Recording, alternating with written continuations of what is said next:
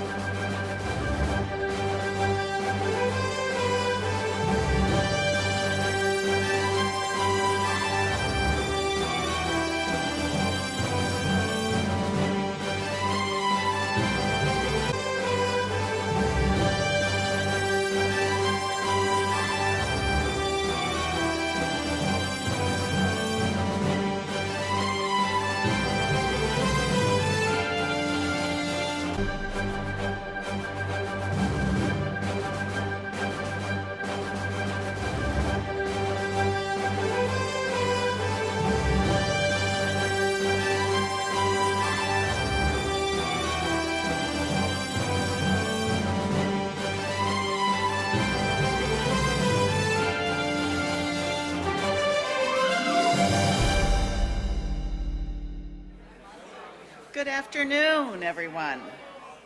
It's so nice to see you all here this afternoon. Welcome. I'm Marta Howell, the Executive Director for Friends of Boca Grande, and we're looking forward to a fun talk this afternoon by our friend Gary Martin. With that, I think we're ready to get rolling, and I would like to invite James Martin to come up to the podium and introduce our featured guest. Thank you, Marta. Thank you, Marta. I met Gary through Erica, through Royal Pond Players, and upon meeting Gary, we found we had a lot in common, fishing and hunting and outdoors.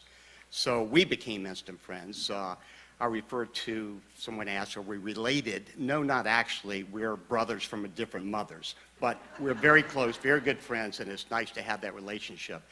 You know, this is the great adventures of Gary Martin. And you got to ask, is this guy really real or not?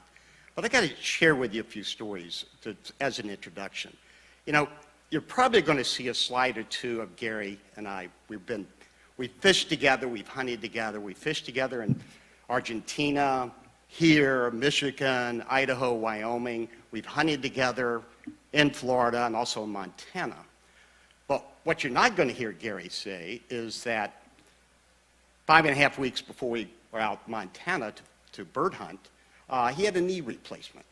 Or you're not going to hear him say that on the morning of our first hunt, there was 7 inches of fresh snow as we're walking 7 to 17 miles a day across these fields, stumbling because we can't see where we're going. You're not going to hear Gary say that he took a bad fall, and upon falling, he twisted his new knee that he had replaced and broke a rib. He was in such pain that the guide and I thought he was having a heart attack. So upon removing the shotgun from underneath him very carefully, the guide started to running to get a cell phone signal to call 911. And I'm sitting there comforting Gary thinking, oh my God, he's going to die right here in front of me. What am I going to say to Erica? So all of a sudden, Gary pops up and says, okay, I think I'm fine now. So I whistle, we bring the guide back. Gary proceeded to hunt the entire day and the week with a cracked rib and wrenching his knee. What you're not going to hear Gary say is that beautiful photograph of the Golden Dorado, I got no credit. I took that photograph. So I just want you to know, what a great photograph, right? Yes, thank you, thank you. And what you're not going to hear Gary say is that that's a 33-pound Golden Dorado. Not only was the biggest fish of the entire week, it was the biggest fish of the entire season. It's an absolutely stunningly beautiful fish. We're fishing with 8 weights, and I call it equivalent of, we're casting maybe 1,000 times a day for these fish. And we're casting with long streamers that I call wet squirrels because it's heavy, and 1,000 times a day. Gary's not going to tell you this, but no matter how big a fish I caught, if I caught a 25-pounder, he caught a 28-pounder. If I caught a 30-pounder, he caught a 33-pounder, just every time. He's probably not going to tell you either that no matter how far I was learning to cast with these flying squirrels and how beautiful the presentation was, he was casting 10 or 15 yards longer. His presentation was better. It's remarkable seeing the man with a fly rod or shotgun in his hands. It's a work of art. So without any other delay, I'm going to bring forward Gary to talk about the great adventures of Gary Martin.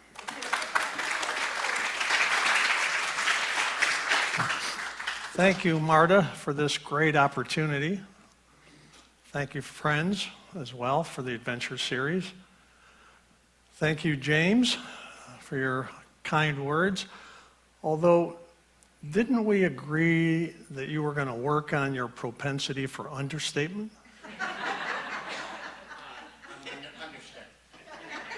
You have to keep working on that. A special thanks to Erica, my lovely wife, for her tireless effort and persistence on the visuals and the editing of those visuals for this evening. I never thought I would see so much benefit from her OCD. She's been so helpful. Why, just last night she said to me, you know, Gary, the last 2 speakers have been John Mitchum and President Bush, so don't feel any pressure. Okay, we have a lot of ground to cover, so I'm going to get going here. About 2 years ago, many of us saw Jonathan Bailey's highly technical, outward-looking, and well-researched presentation titled 30 by 30, which focused on saving the environment in 30% of the world by 2030. Now, if you enjoyed his presentation, you may be disappointed by mine. While I do care a lot about the environment because it's integral to everything that I do, I'm not primarily focused on saving it. In fact, sometimes I'm barely able to save myself. That's why a more appropriate title for this afternoon might be Misadventures and Near Misses. My presentation is not going to be technical or cerebral or externally focused. Rather, I feel it's visceral, introspective, and highly personal. So highly personal that my sister, who's watching from home in Grand Rapids, Michigan, will have never heard some of these insights or some of these stories. It may not be particularly educational, but hopefully it will be engaging and thought-provoking and maybe a little bit of fun. In fact, I wouldn't normally even accept an invitation to speak as an adventurer, not because I haven't had plenty, but rather until I was asked, I hadn't ever really thought about what I do as consciously planned adventures. It's just that I passionately indulge in activities that I love. And sometimes real adventures just sort of happen. 3 of these occurred right here near Boca Grande. A few have been life-threatening. And then there are those that were conscious and deliberate and occurred within the context of my working life at Procter & Gamble, rather than while recreating. It will be my honor to share just a few of these with you today. I would have said my pleasure until I remembered what Winston Churchill had said. He said, there are only 2 things in life from which I derive intense pleasure. And public speaking isn't one of them. As background, I retired early to enjoy my passions: wing shooting for upland birds, archery and archery hunting, fitness swimming, pistol shooting, dog training, and both fly tying and fly fishing. I especially enjoy all the amazing places where I do these things and indulge these interests, and where both adventures and misadventures occur. Of course, just being married to Erica is an adventure. Fortunately, one that was planned. Now, these interests have taken me to New Zealand about 30 times, primarily to trout fish. I've also fly fished in Argentina, Chile, Venezuela, Mexico, Russia twice, Iceland, Sweden, British Columbia about 25 times, Ontario, England, and all over the US. And the dog training and wing shooting adventures have also been broad geographically, although somewhat less so, because of the difficulty nowadays traveling with dogs and firearms. Perhaps some background here before the adventures themselves might help frame how dedicated or possessed I can be. To harvest this world-class elk with a bow and arrow, I hiked 10 miles a day at 9,500 feet elevation on the Apache Indian Reservation in New Mexico to catch this Golden Dorado, and I can't remember who took this photo, but James Martin and I drove to Tampa, then flew to Panama, then to Buenos Aires, then to Corrientes, and finally drove another 3 hours before arriving at our lodge. And the only thing James said about that trip was next time he would arrange the logistics. With Jerry Edgerton, I walked up to 26,000 steps per day, fortunately without a broken rib, and 30 miles over 3 days up and down the mountainside to shoot upland birds. Now here's Jerry getting a kiss from my setter after a long day. Now, it's probably obvious, but Jazz has a very good nose for bourbon. Before marrying my final wife, Erica, I flew to Iceland for a date twice. Now Erica only lets me go there to fish.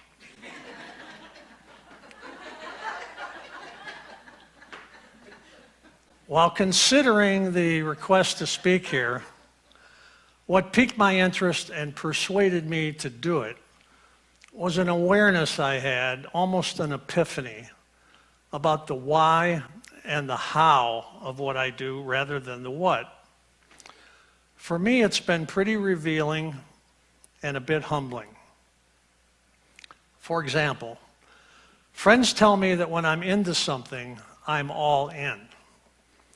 Years ago, I had a Hall of Fame fly fishing guide who only guided people he selected tell me that I was the best prepared, most determined, and most focused guy that he fished.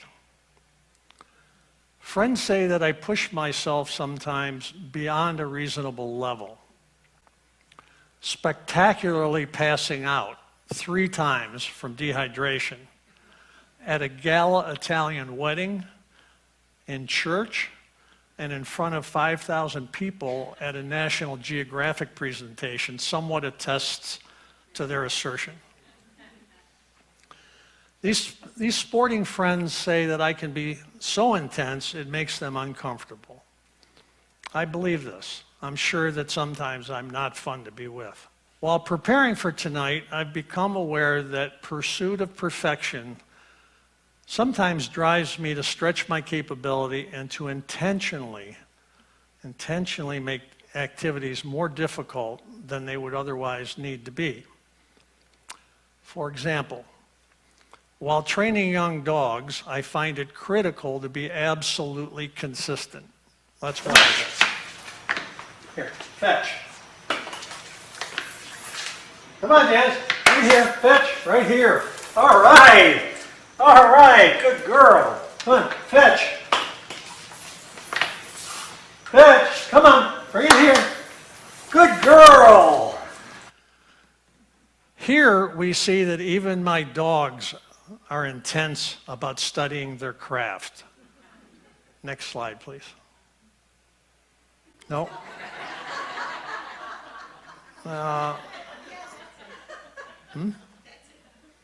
Yeah, but it doesn't show jazz, does it? Okay, I can't see from this angle. I'm sorry. So they study their craft as well. While hunting, I won't shoot at birds unless the dog handles the bird perfectly. This imposes a big ask on my friends, a couple of which are here this evening, because I ask them also not to reward the dog for imperfect performance. Fly fishing, I use the lightest rods I can use and still be successful. Bird hunting, I use the smallest gauge guns that are still fair to the game. And I frequently pass up shots that are too easy. I went to archery hunting because it's more difficult and challenging than a rifle. I once sat up in a tree 30 feet for 12 hours waiting for a shot, which never came. I once bow hunted again in a tree in Green Bay, Wisconsin for 6 hours at 30 below zero. I shot a deer, and while I was cleaning the deer, the blood was freezing on my hands. And I won't shoot unless I have a near certain kill. I'm very proud that I've never lost a wounded deer. So one conclusion might be that it's the planning, the preparation, the challenge, and the strategy where I find a lot of the joy, rather than the catching or the killing. It's about the stalk and the fair chase and the psychology of it all. The shooting has become anticlimactic, and I release virtually all the fish that I catch. The satisfaction for me comes from having done something well at the extreme outer edge, or even beyond my ability. Of course, I miss shots, make bad casts, and do some things that in retrospect seem mindless. But I'm not easily deterred, and I'm hardly ever discouraged. For example, in one of Erica's favorite stories, we were shooting driven grouse in England, where everyone is dressed in a precise and proper manner, as only the Brits can do with such nonchalance. Ties and vests and breeks. British ritual at its finest. Now, driven grouse can be incredibly difficult, at times flying up to 100 miles an hour with a tailwind. To capture the extreme difficulty of their speed and aerobatics, I showed up wearing a GoPro head-mounted camera, causing raucous laughter and abundant ridicule all along the line of these rather stuffy shooters. Fortunately, the birds came to my position in the line of shooters that day, and I shot well beyond my normal capability. Those weren't all mine, by the way. While capturing some awesome video.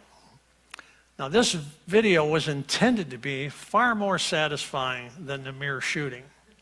And I was already planning the sweet revenge that I would get by showing it at dinner. That is, it would have been sweet had I remembered in the excitement to turn the camera on. Unfortunately, the boys have a very long memory of that shoot. While we're on Erica's favorites, I went to New Mexico with a friend to hunt elk by horseback. I was met at the Albuquerque airport by the great-great-granddaughter, truly, of Geronimo, who drove me to the trailhead where we would meet the guides and the horses. Sunset was fast approaching, and the ride into our tent camp would require about 5 hours of riding in complete darkness. Before embarking, the trail master approached me to inquire about my riding experience and asked, "Have you ridden a horse before?" I replied, "Sure." "That's great," he said. "And when did you last ride?" I sheepishly answered, "I think I was 3."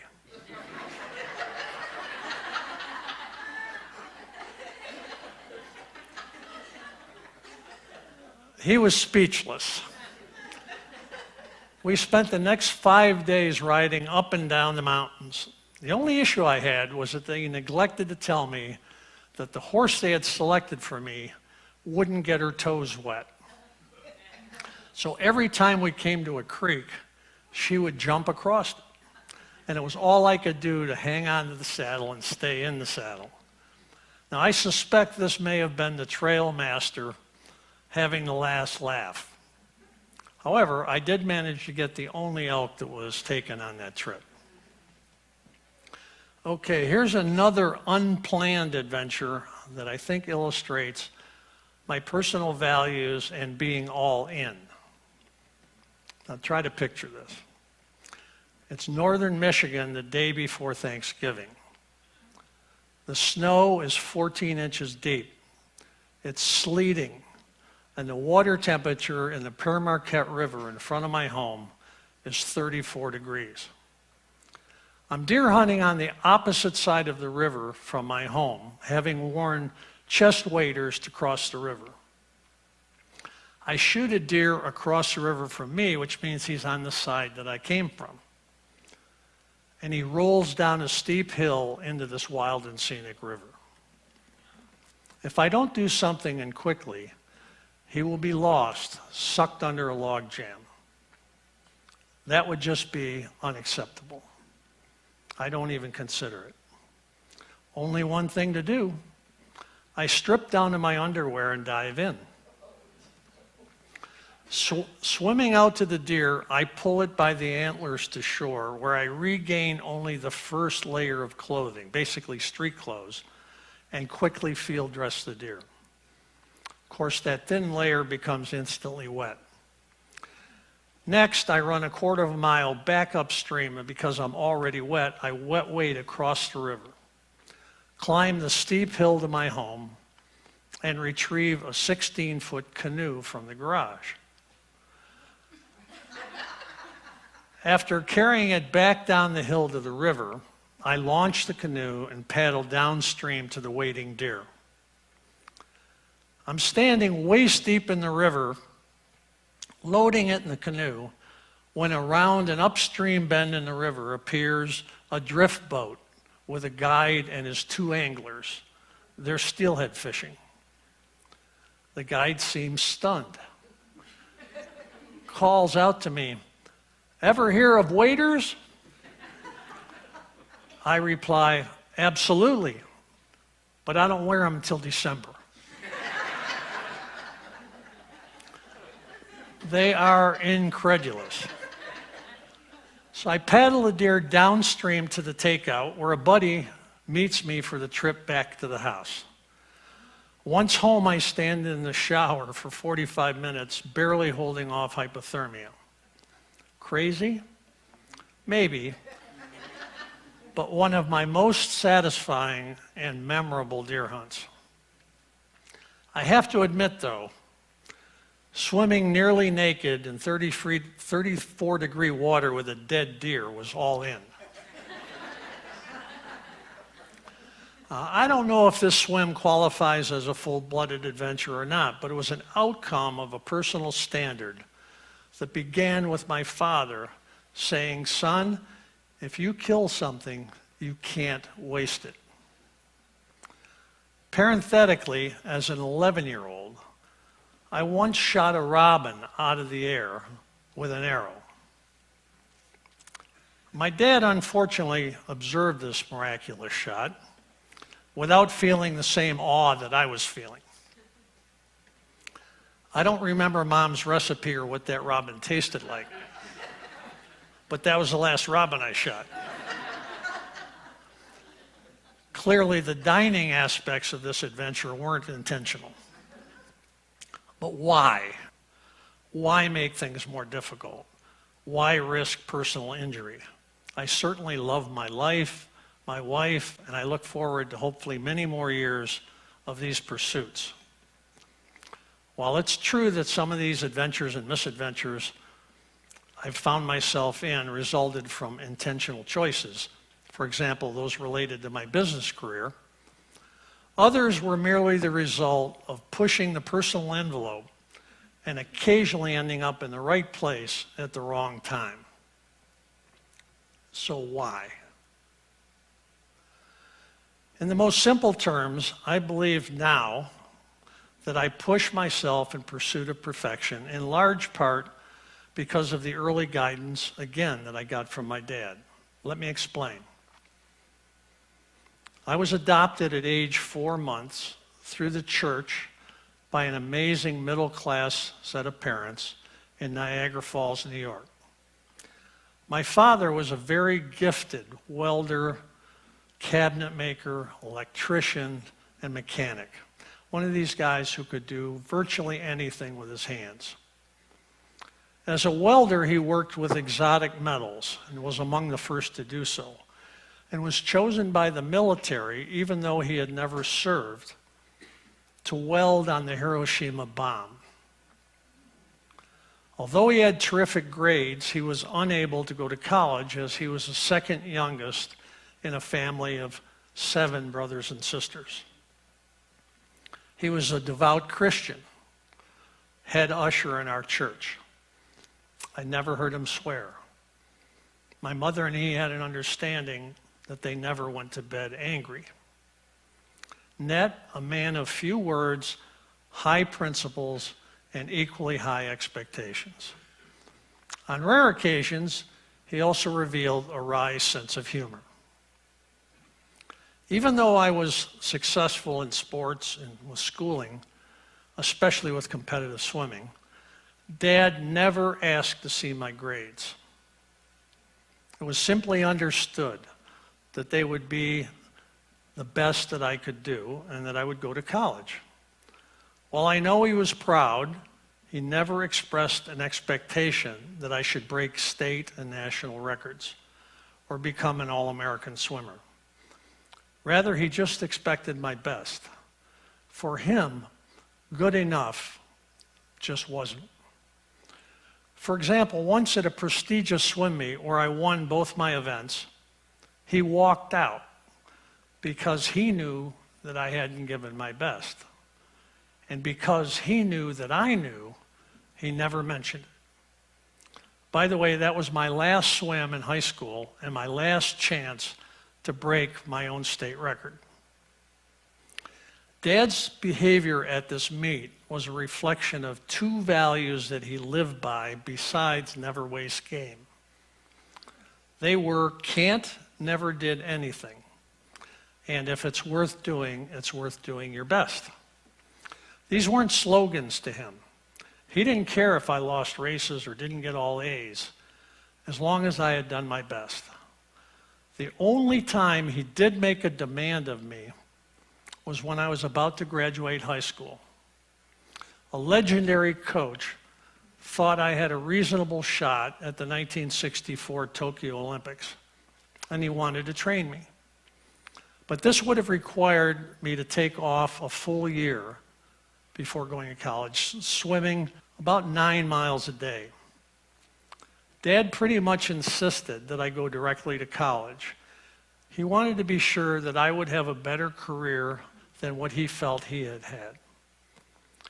Years later at the 2012 Olympic trials, the same coach told Erica he'd always wished that he had persuaded my dad to let me train. I respected Dad very much.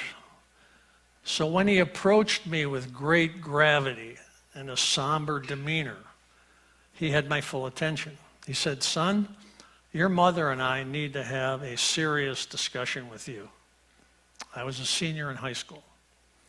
This was unprecedented. I took it very seriously. As he marched me into our little kitchen where my mom was waiting, I ran through all the possibilities of what I might have done that could have come to his attention. He began, "Son, we don't mind if you don't wash the car. We know you're busy with sports. Son, we don't mind if you don't put gas in the car. We know you're saving for college. Son, we don't mind you're using the car on a Saturday night for a date, since we only have one car. But Gary, what we do mind is when we go to church on Sunday, park between our friends, and we all see your girlfriend's footprints in the rear window."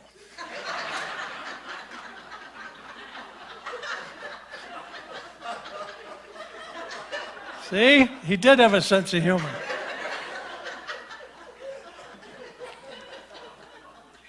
I was tempted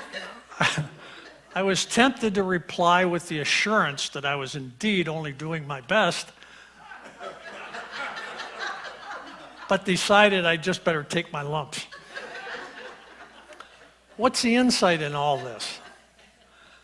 I believe that his two messages, can't never did anything, and if it's worth doing your best, along with the competitiveness I got from sports and early exposure to the outdoors, imprinted me and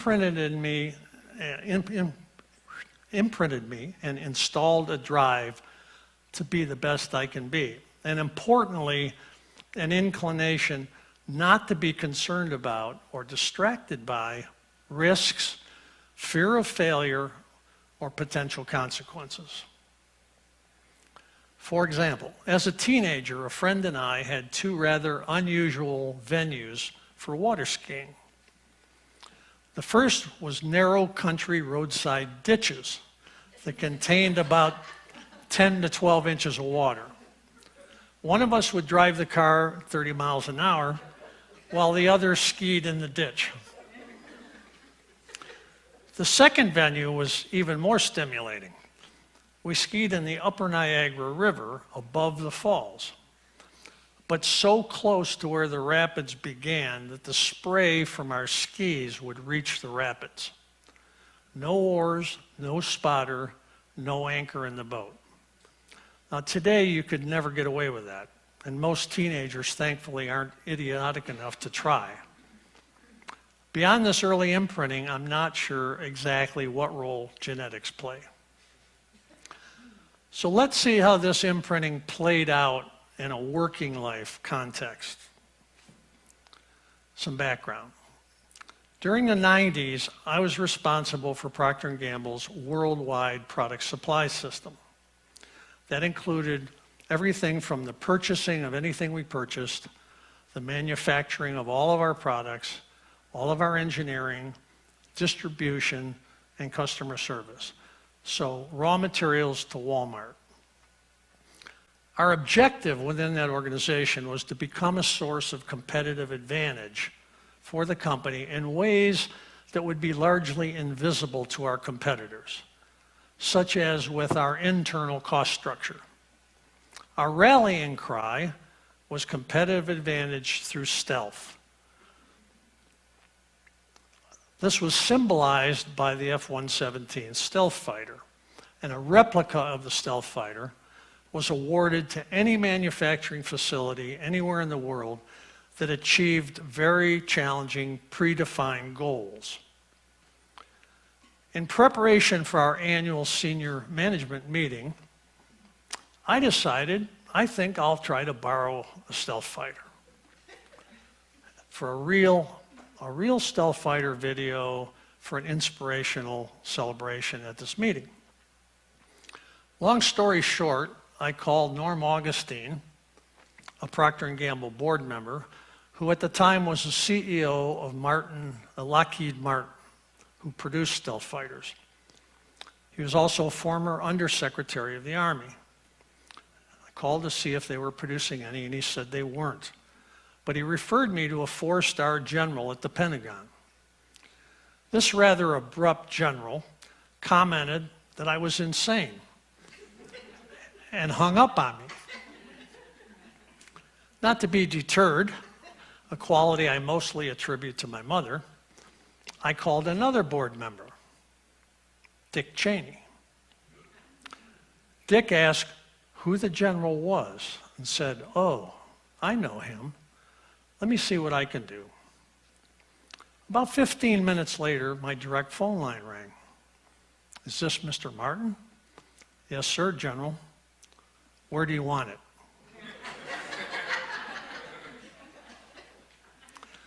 The next day, a photographic team and I flew to Langley Air Force Base, where 2 F-117s were training. On the way on Proctor's plane, we wrote a script for the video that we would be making. On arrival, we were met by the base protocol officer, a Major Berger. Now, Major Berger looked like a recruiting poster. Impeccably dressed, perfect creases in his pants, spit-shine shoes, perfect. Even though he was from Alabama or Mississippi, Major Berger had no accent. Perfect in every way. After first dressing me in an actual stealth team flight suit, he was escorting me out to the hangar. It's Major Berger there on my right, where I would meet up with a real live stealth fighter. But I noticed the Major trying to discreetly look me over as we walked out. And I asked, "Major, do I have the uniform on improperly?" "No," he said. But he continued to slyly look me over and check me out. Finally, I said, "Okay, Major, what is it?"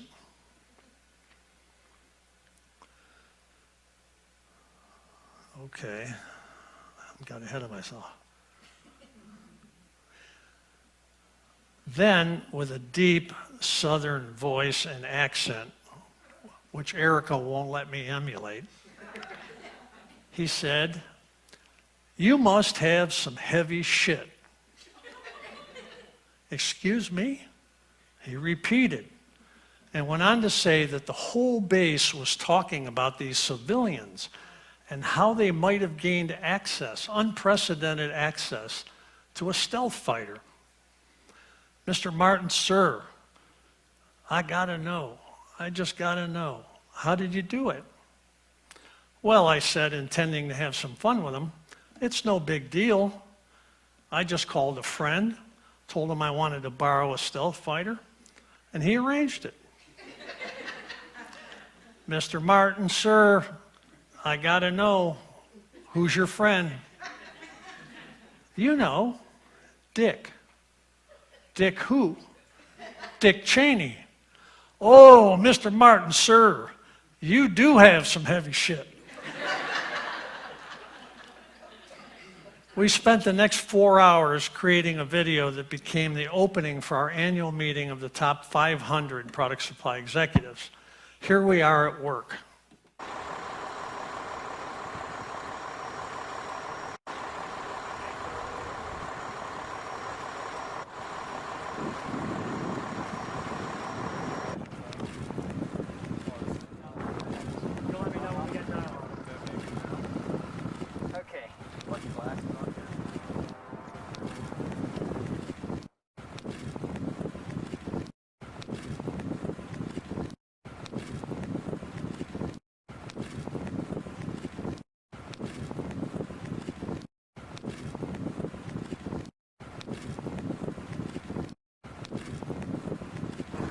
Great. Okay. All right. How does this adventure fit with the imprinting I spoke of earlier? Well, honestly, it never occurred to me it wouldn't be proper or possible to try to borrow a stealth fighter by involving Norm Augustine, a four-star general at the Pentagon, and Dick Cheney. I had what I hoped would be an engaging way to open a meeting, so I just went all in. Here's a cut from the finished product that we used at the meeting. And Gary Martin's last to compete. What's he going to do to make up for time? Wait. What's he doing?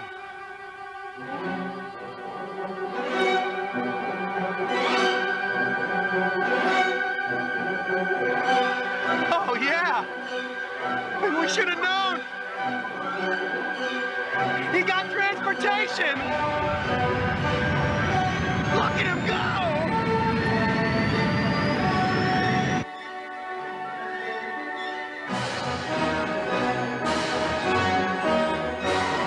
Look at the clock. This is really coming down to the wire.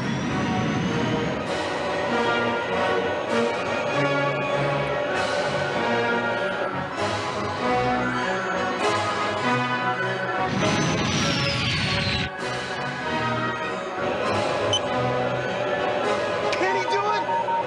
Do you believe in miracles? Yes!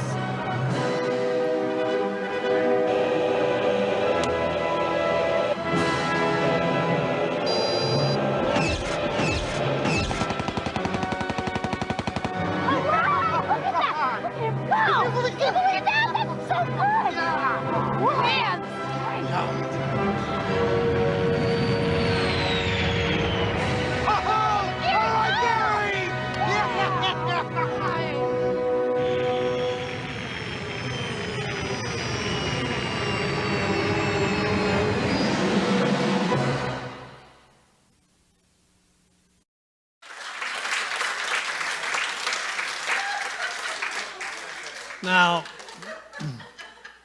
ironically, gaining access to a stealth fighter for filming was so preposterous to my organization, they concluded it was trick photography. They only offered mild applause. I was shocked and disappointed until after an intermission, I explained the story and it was real. Then they went wild. Left-brained engineers. While we're in the workplace, let's look at another example of being all in. I'm in New Zealand on a fly fishing trip. Here's what fly casting looks like.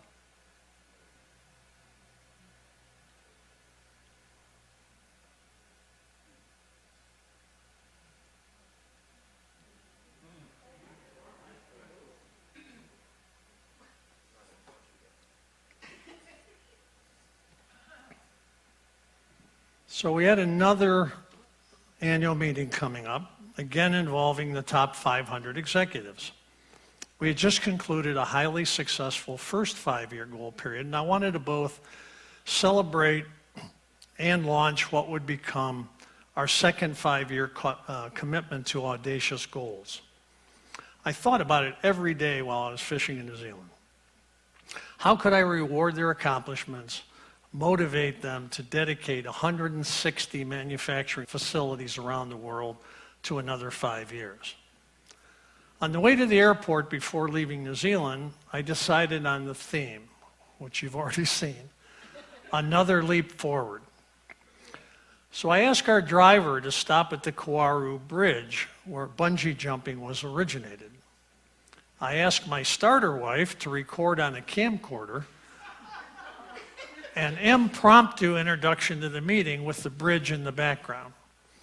In these remarks, I applauded the organization's progress, expressed great confidence in their ability to continue, and said that as an expression of that confidence, I was going to go jump off the bridge.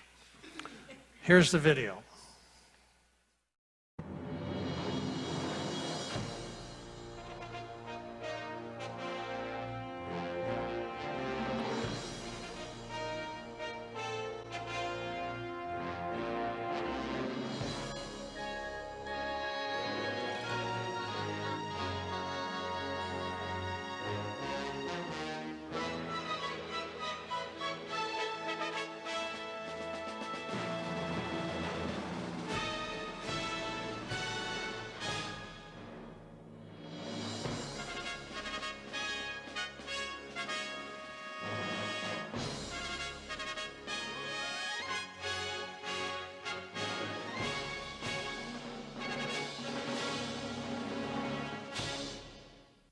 It's a rush.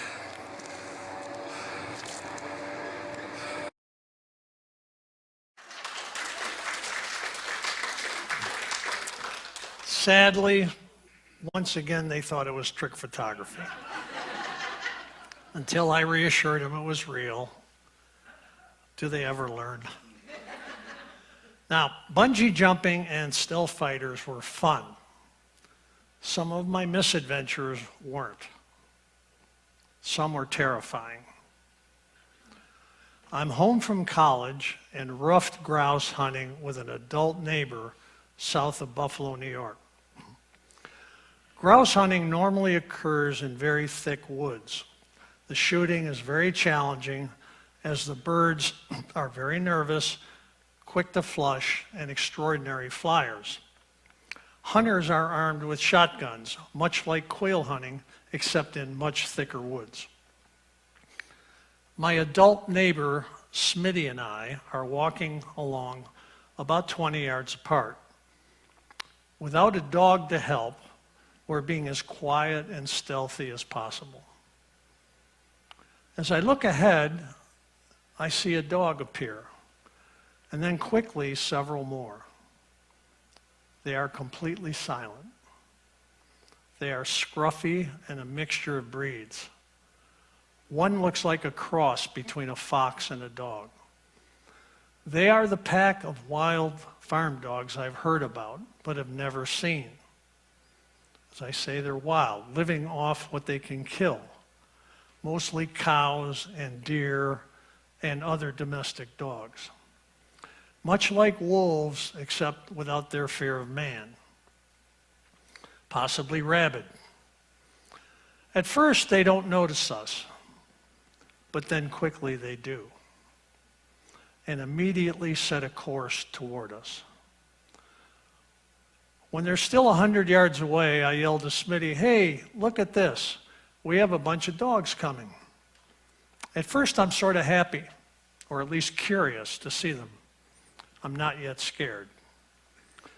When they get to about 15 yards, still completely silent, I notice that their teeth are barred and the hair on their neck is standing up. They've chosen to focus on me.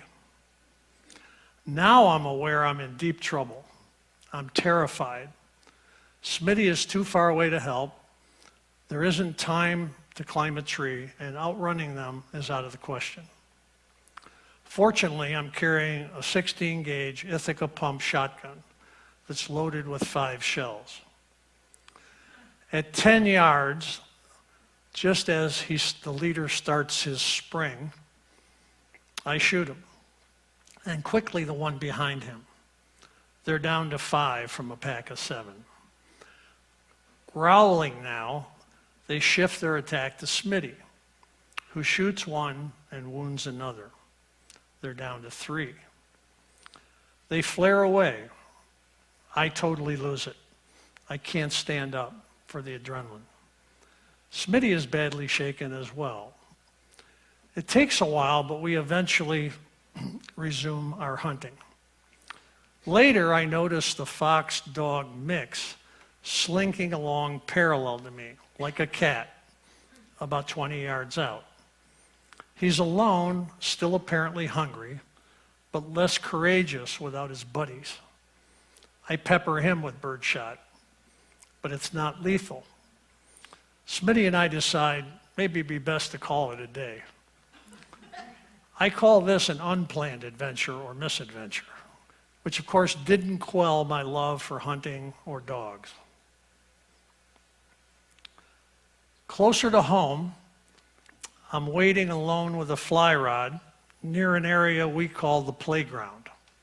It's here in Charlotte Harbor. And I'm looking for snook or redfish.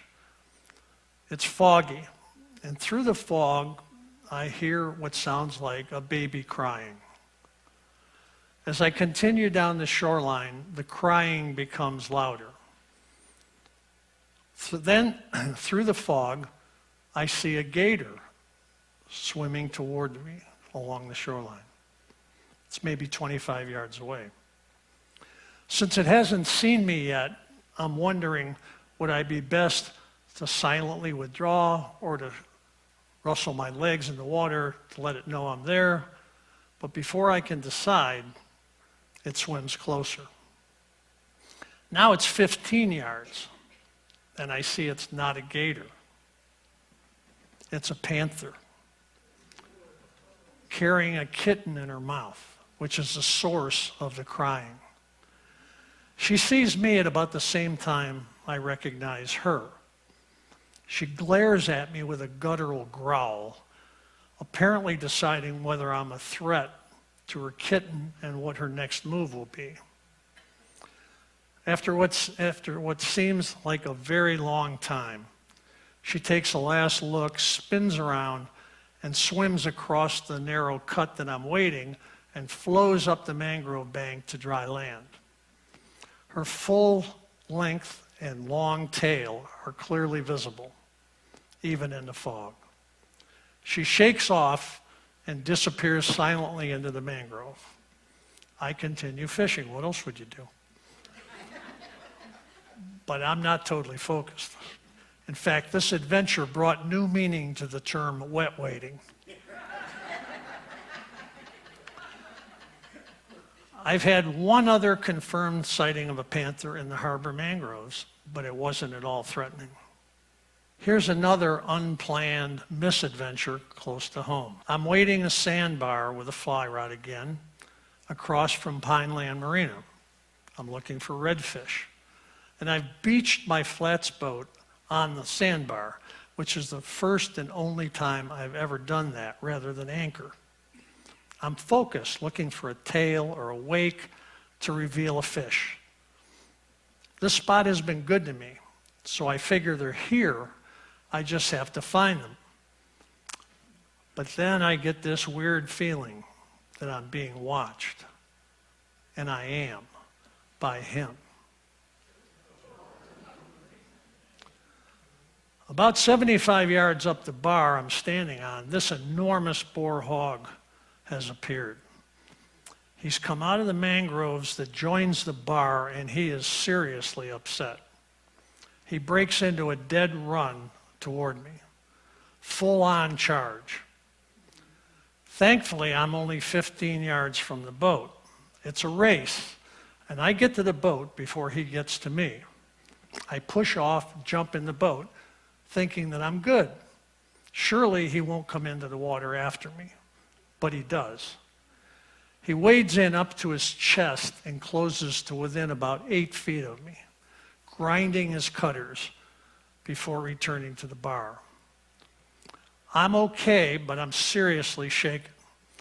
I have no doubt that had he been able to reach me, he would have killed me. Later, I learned that it's pig mating season.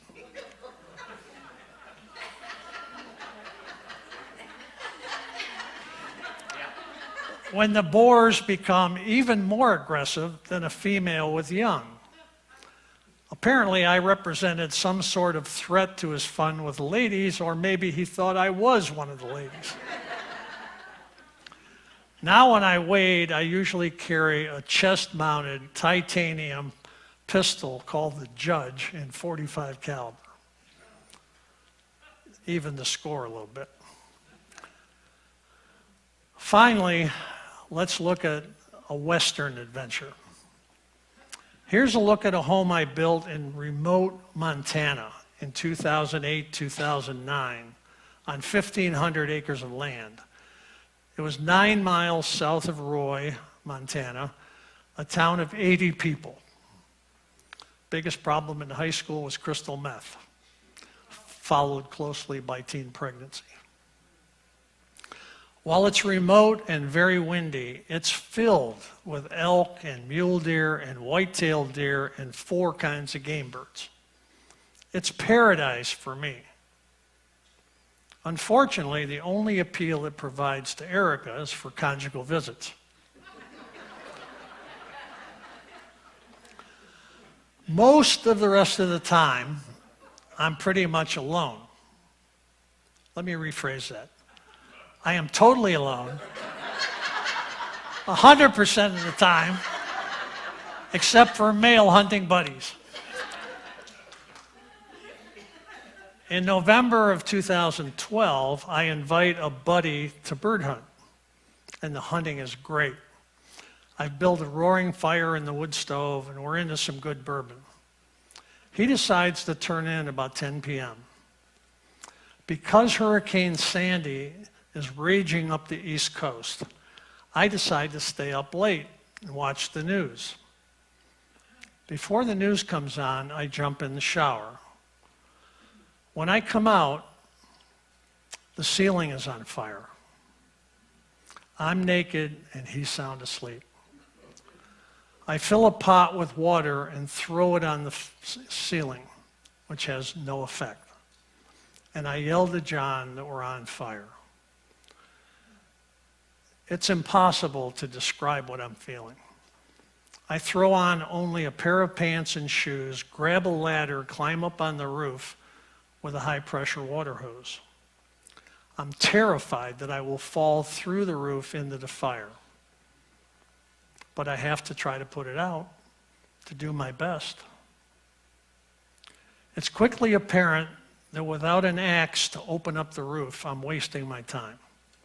Priorities need to be sorted out. First, I rescue my dogs from their indoor kennel. John's already gone, or I would have got him out. Maybe. Then I evacuate the cars and a four-wheeler. All the while, the fire is gaining intensity. Imagine? And spreading by the, aided by the wind, the very dry ghost wood exterior, and later by exploding ammunition and ignited propane bottles. I empty the safe of my gun collection. Now, I brilliantly decide to go back upstairs and salvage what I can. A 30-foot-long steel-clad ceiling beam is on fire over my head.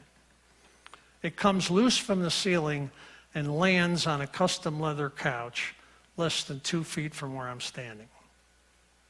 I'm removing a spotting scope from a tripod. Abandoning that room, I go to the back room where John had been sleeping to try to salvage taxidermy and some mementos from my father. The room is rapidly filling with smoke, and I begin to develop serious smoke inhalation. I can't catch my breath. I give up. Finally, reluctantly, accepting I can't do it. I can't. In all, I've made 7 or 8 trips into the fire.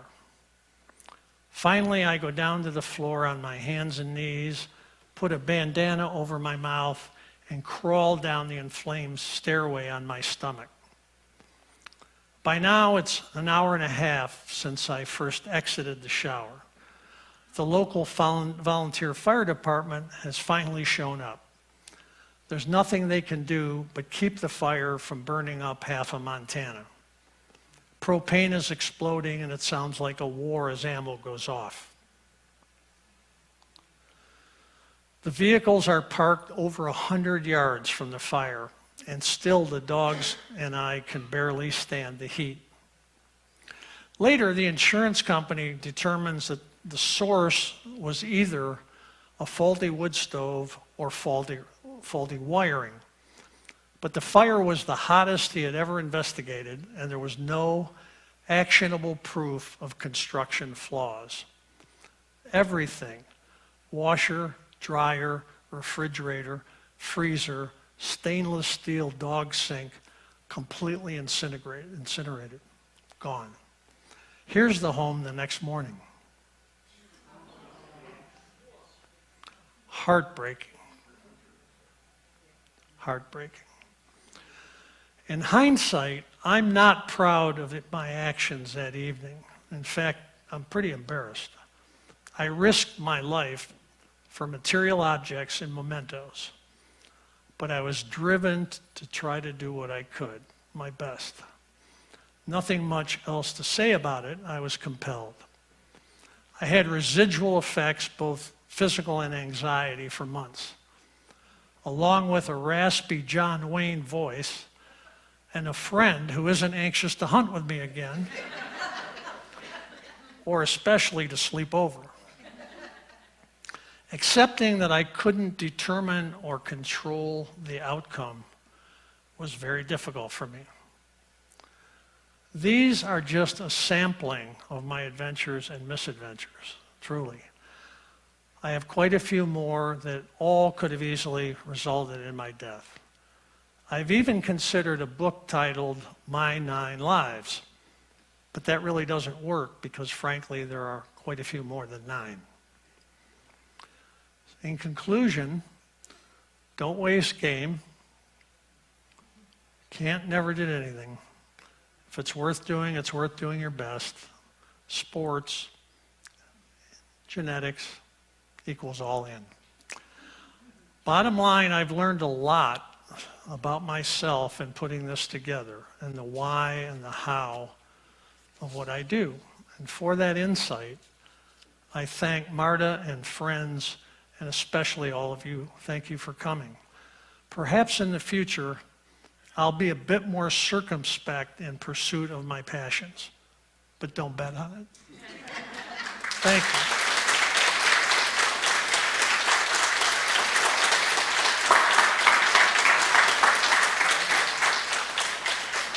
Gary, I had no idea. My goodness, you're a wild man.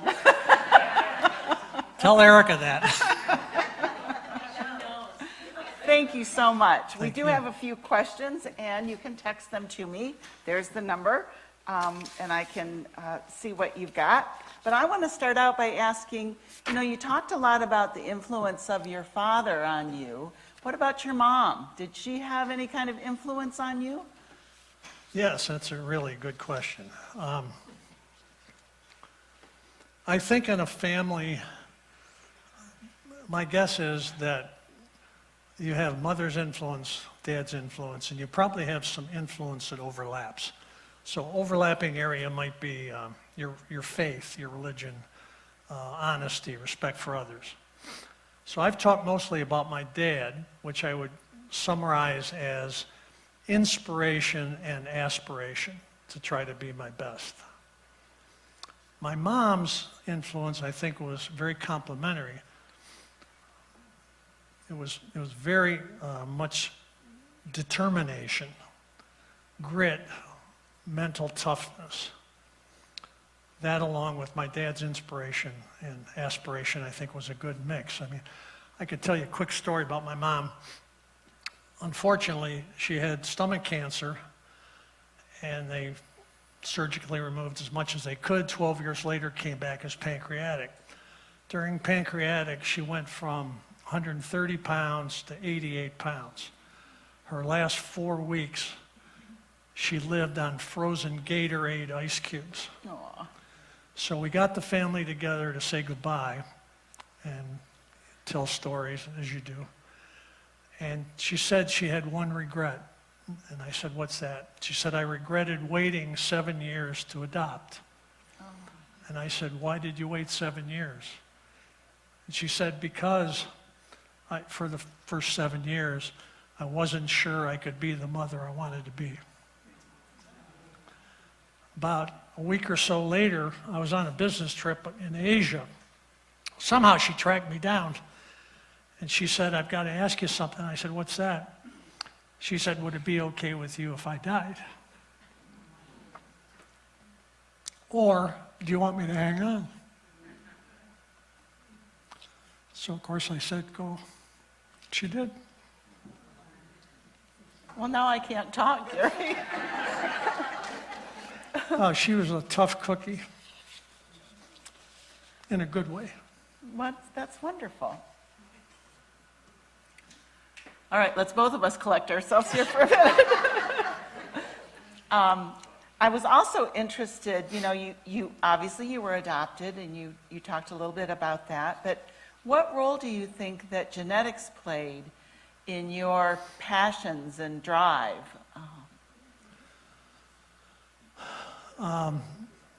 This is a great subject and one everybody should think about, I think. Most people would agree readily that genetics have a profound effect on sports and hobbies and your success in life. But they generally, I think narrowly about the biology. You know, are you strong? Are you tall? Are you nimble? Are you athletic? Are you well coordinated? Do you have good cardio? All that stuff. I think of genetics with a capital G, more of a three-legged stool. So biology, critical, but I also think about choice and temperament. What do I mean? By choice, I mean choosing those things that align with the biology so that you're suited biologically for the things that you make a choice on. So for example, for me, in swimming, you know, I had inherently biology, I had the cardio, good heart, very flexible joints, all of which were good. After I developed an allergy to chlorine and couldn't swim competitively anymore, I said, well, I've got great hand-eye coordination. I'm going to try racket sports. So I started playing racket sports. You know, I'm crazy, right? 5, 6 days a week. 5 medial meniscus tears. 2, a double knee replacement, and then a revision. All because those knees that were so flexible for swimming were not a good choice for sports, for racket sports. Temperament. What do I mean by temperament? The third leg. Swimming, I'll use that as an example again. It's an inherently boring, grueling, lonesome, terrible thing to practice. I mean, what other sport can you not breathe but less than half the time? So I think you have to have a temperament that will put up with that. Let's change subjects. Golf. I don't have the temperament for golf because I'm not patient. You know, it would drive me crazy to have people in front of me and behind me, and you know, and have to wait for a tee time and all that stuff. And I know there are a lot of golfers, and I'm not, you know, I'm fine with golf, but it's not for me. The other thing that wouldn't be for me, and I've done some of it, is racing motorcycles, racing cars, racing snowmobiles, because I'm a speed freak and I take too many risks. And for that reason, I never learned to fly. So choose the sports or hobbies. Shooting, I have good hand-eye coordination, so it works. Choose the things that work for you and have the temperament, and you have a temperament for. Good advice. Gary, would you share with the audience what your favorite secret fishing spot is in Charlotte Harbor? No. Inquiring minds want to know. Well, you know, I'm discouraged right now with the fishing in the Charlotte Harbor. I think the water quality is an issue that needs to be dealt with. I really do. It's becoming so crowded. We need rules about running along shorelines and tearing up the bottom. There's still good fishing, but it's become much more difficult. Redfish here now are about as difficult as bonefish. Snook are impossible if they see you before you see them. Impossible. On a fly rod. Not if you chum them or do bait fishing, but to do it at the high level with a fly rod or something, very difficult. But no, I'm not going to tell you. Well, where are you headed to next? I am going Friday to Georgia to a plantation called Winfield, where Jazz and I are going to hunt for quail for 3 days. And then I'm going to go to Bray's Island, where we just bought a home, and I'm going to hunt for quail 3 days there. Then I'm going to come back here and do a week or two of fishing before they operate on my thumb and replace this joint, which I've worn out fly casting. And I will be in a full brace for 12 weeks. Oh, no. Not able to squeeze anything. Oh, boy. So Erica gets a break. Gary, thank you so much for sharing your stories with us. Okay. Thank you all. Thank you.